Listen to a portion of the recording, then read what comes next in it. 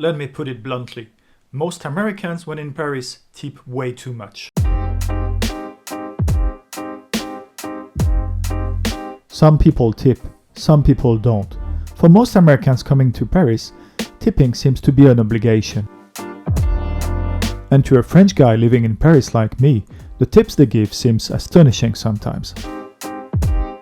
So here are some advices on how and when to tip when you're in Paris. The first thing to know is that in France, it is never an obligation to tip. Here is what the official page of the French Ministry of Economy says about tips. The service is a percentage collected on the bill. It must be included in the amount of the invoice. The prices displayed must be those to be actually paid by the customer, therefore service included. A tip is a sum of money given by the customer to a worker.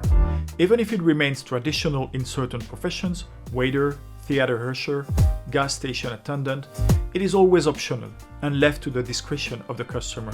No profession can demand it. So, here are my tips as a Parisian for tipping. In France, prices are inclusive of all taxes and service, which accounts for 15% of the total price.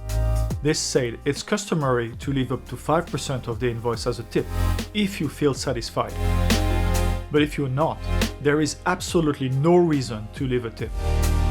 Also, there is no place on the credit card paper to write down a tip. If you want a tip, it has to be in cash.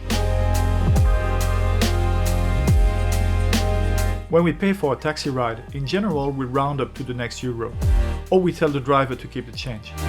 If he worked miracles to get to the airport on time, we plan to leave him an extra 3 to 5 euros. The same goes for Uber or Bolt vehicles.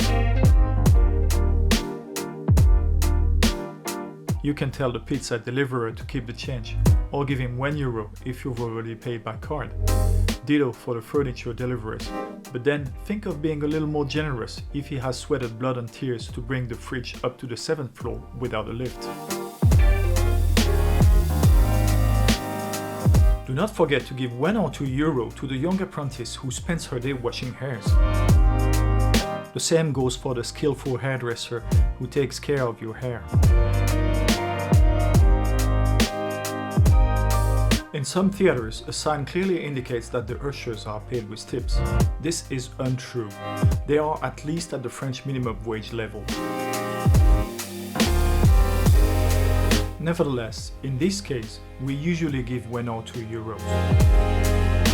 In some places, they will refuse the gratuity.